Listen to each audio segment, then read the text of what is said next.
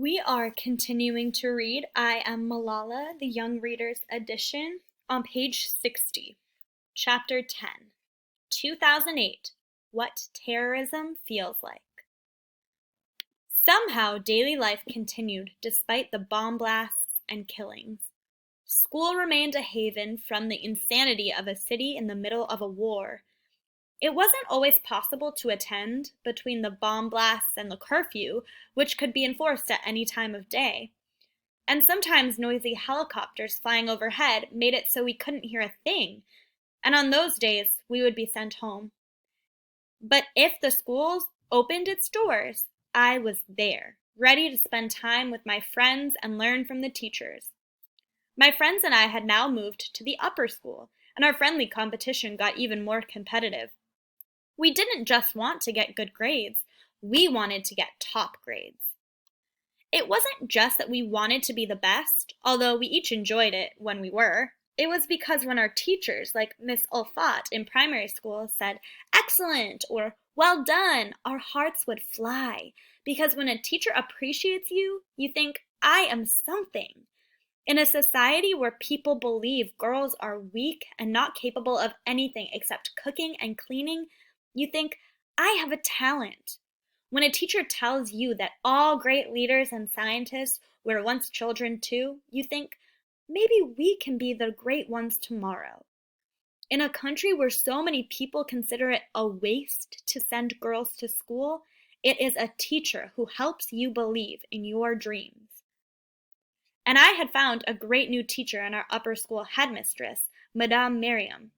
She was bright and independent, everything I wanted to be. She had been to college. She had a job earning her own wage. Now that we were in upper school, the subjects became more difficult. We took algebra, chemistry, and my favorite, physics. And even though our teachers had only a blackboard and chalk, we were free to go as far as our curiosity would take us. When we were learning about chemistry, one girl stopped the class to ask a question. If everything is made up of atoms, what are atoms made up of? Another asked, if electrons are constantly moving, why isn't this chair I'm sitting on moving?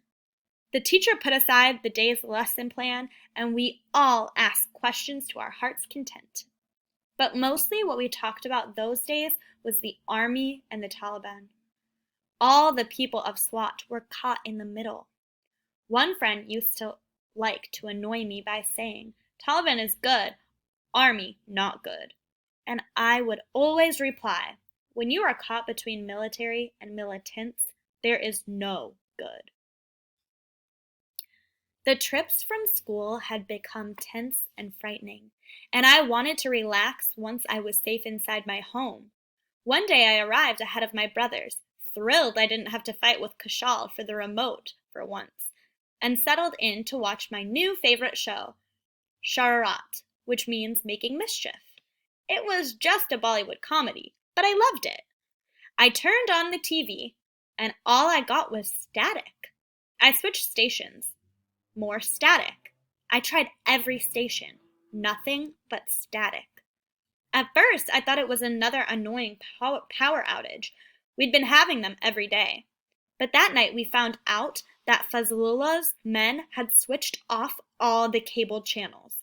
They said that TV was haram. It showed the westernized world where women have love affairs and do not cover their hair.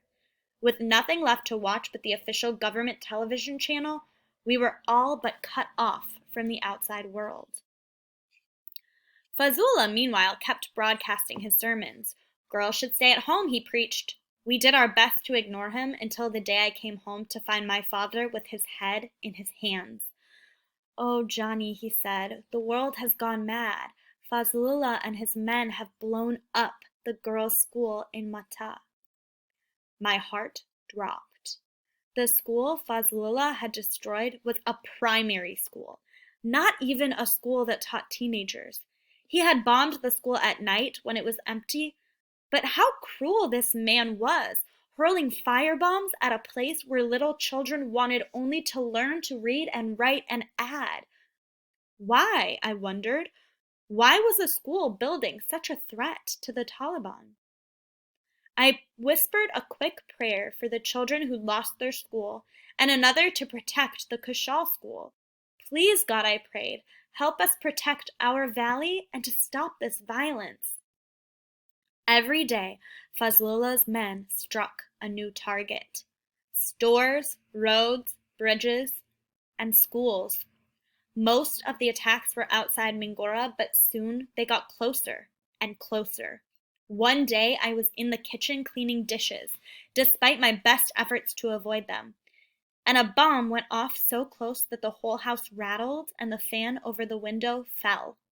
Before I could even react, the power went out. I learned that this was how it happened. Bomb, then darkness.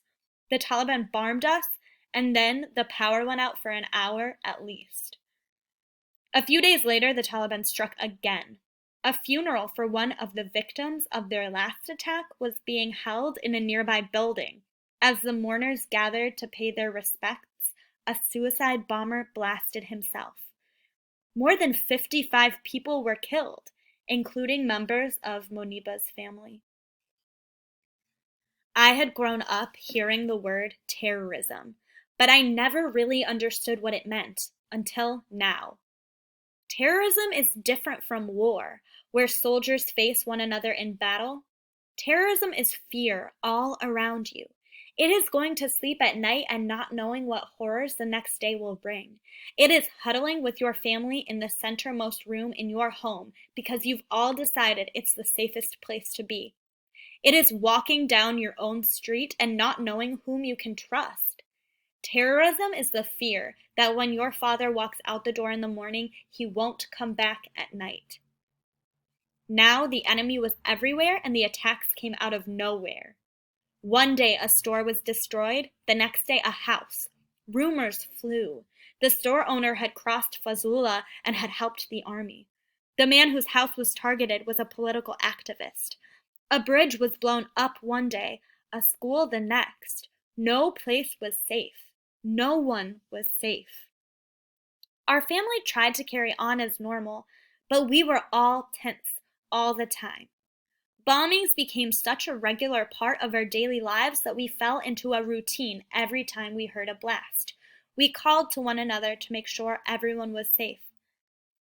Kaista, Pisho, Babi, Kushal, Atal, we cried. Then we listened for the sirens.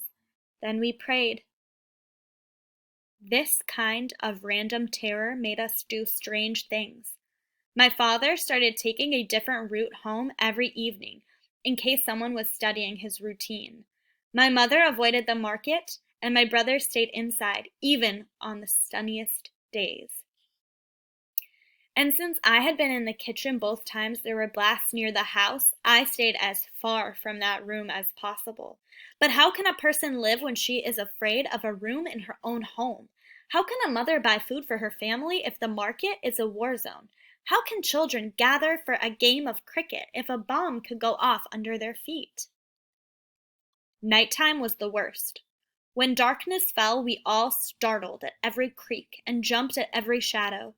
Nighttime was when Fazlullah's men carried out most of their attacks, especially the destruction of schools.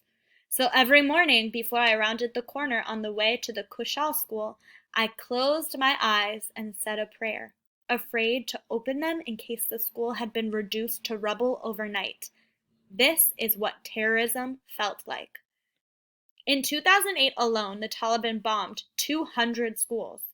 Suicide bombings and targeted killings were regular occurrences.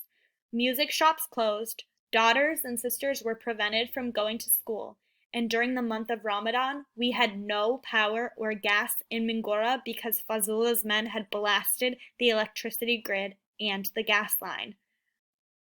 One night, when a blast hit especially close to our home, I went to my father's side. "Are you scared now?" I asked. "At night our fear is strong, Jani," he said, "but in the morning, in the light, we find our courage again."